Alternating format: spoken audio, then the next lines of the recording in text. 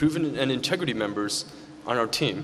And I would say in many ways, just by doing this election, this campaign, we've merged the divide. We've encouraged members of the integrity ticket, Miss Ally Moles, and also members of the proven party like me and Chris, and to encourage someone from the other team, despite the divide supposedly that exists, we are showing that we can merge wounds caused by campaigning and merge them together so that we as a whole can be strong and accomplish both ticket issues from the past.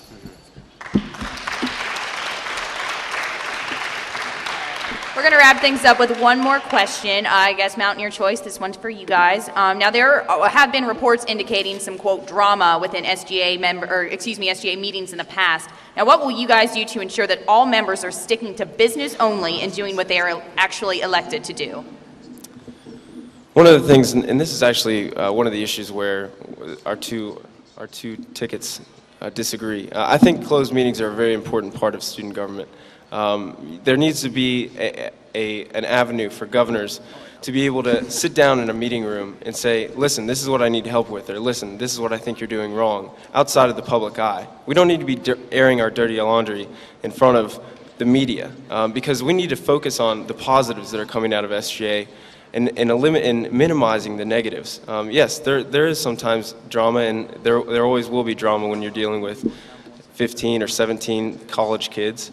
But we need to make sure that we're highlighting the successes of student government and minimizing our pitfalls. And we want to make sure that that closed meeting is a way in which all of us can come together and ask for help and say, listen, I want you to help me on this, or listen, I think you're doing this wrong. And that's when we're going to do that in that closed meeting.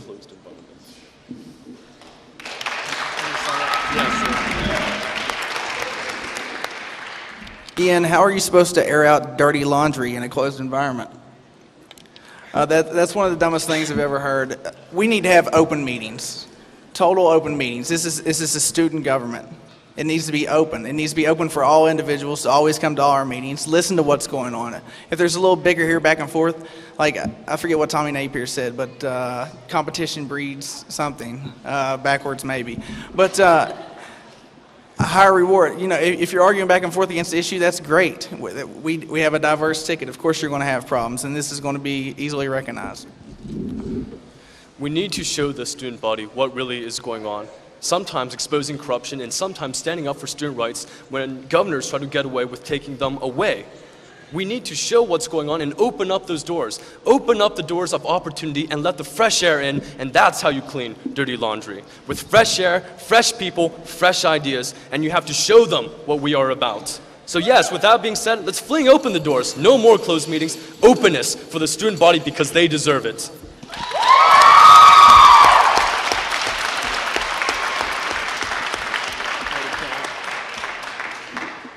When this so-called drama went down, perhaps the governor in question was doing something wrong, and that may be true.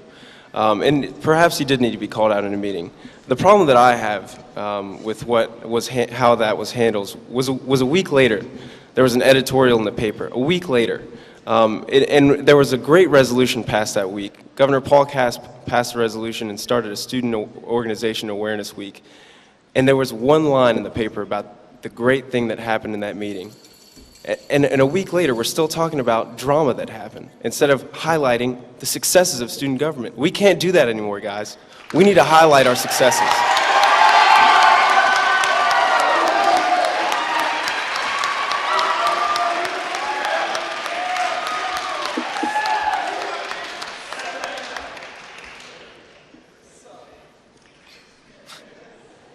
Chris, Ron, Molly, and Ian, we want to thank you and all of the candidates this evening for a job well done.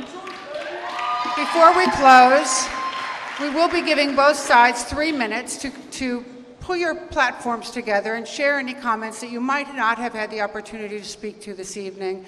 However, before we do that, could we please thank and give a round of applause for Chris Southard and the WVU TV Productions for web streaming this debate.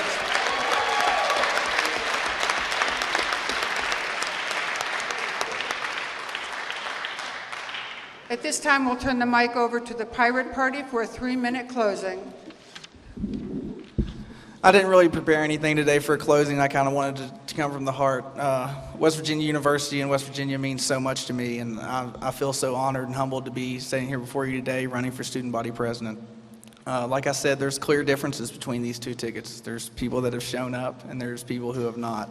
I beg you to get on there and look at the issues, look at what's going on, look at who has shown up.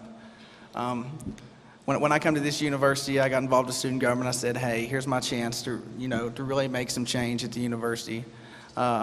There's some little third grade boy staying up late tonight, not to watch his favorite TV program, but to study a spelling list so he can make sure that he comes to West Virginia University. And I want to make West Virginia University a better place for him than when I got here. With that being said, I want this to be the last election that ever looks like this again. Chris and I are some of the luckiest candidates to be here standing before all of you. We are not likely candidates for president and vice president. We have two guys up here who almost have no Greek affiliation, who do not come from very affluent families. Yet, how are we able to get here? Chris mentioned hard work is one thing, but the other thing, which a lot of people don't realize, is luck. And luck should not be a factor. We need to eliminate luck and get rid of that so that people who are dedicated to serving the students, people that want to help students and inspire others to do the same, that they can participate in any election and succeed. This, whether we win or lose, this has shown anyone can do it, regardless of your background, regardless of your economic circumstances. Every one of you can rise, and I challenge all of you to rise. Next year, this year, next year, in the upcoming years of your future careers here at this university, rise. Raise your voice because you have them. And every once in a while, when they mistreat you, give them hell. This is what the parts is about. I hate politics, but I love a good fight. And I guarantee you this is something worth fighting for. Really quickly, in my opening statement, I challenged Ian to talk about what he has done for the student body in his past with working with student government. I would love to give him the opportunity to say something about this. Thank you.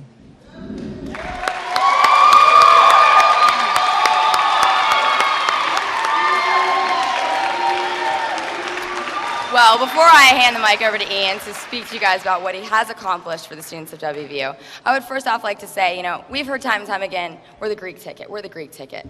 I like that label. I'm proud of being Greek. I think the Greeks on this campus do wonderful things. And are there a lot of Greeks in student government? Yes, there are. That's because Greeks are involved.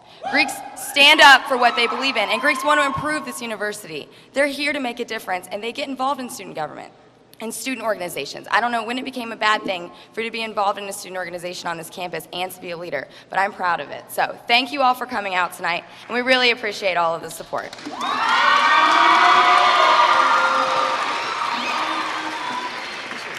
I want to answer my competitor's question.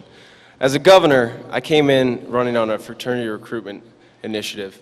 When I came in, we had a fraternity recruitment that was dwindling. We were getting less and less numbers, and my fraternity brothers and brothers in other fraternities were saying, guys, we got to do something about our recruitment. And I said, you know what, I'm going to be that voice. I'm going to make sure that our recruitment goes smoothly this year. I'm going to be that gap between our IFC and our fraternity recruitment initiative. And in 1 year, we improved fraternity recruitment by 125%. That's unheard of. So yeah, I showed up there. Then I moved on to other issues. A student came up to me and said, hey, Ian, we're having problems with our club sports. Obviously, we have a bunch of people running on club sports issues now. So I showed up to a meeting, and I talked about to those club sports, at that Club Sports Federation meeting, and I said, what are your problems? And I brought those problems to student government, and those problems have turned into successes. And that's the thing that I'm committed to, is seeking out the problems. When a student comes to me with a problem, I'm not going to let it just die in the dirt. I'm going to bring it to our administrators. I'm going to bring it to our city government. I'm going to bring it to our state government. And that's what I'm going to do. And that's how I showed up. Guys, you can say that I haven't made all the accomplishments in the world. What I want to say is look yourself in the mirror. What have you guys done necessarily that I haven't done? I've been involved in student government for 4 years. I've been a concerned student, I've been an executive, and I've been a board member. Even when I had no position, I came to meetings. I came to meetings, and I voiced the opinions of students. And that's what I'm going to do. I'm going to bring the voices of every student in this room to our administrators. And that's what I'm going to do as president. I'm going to represent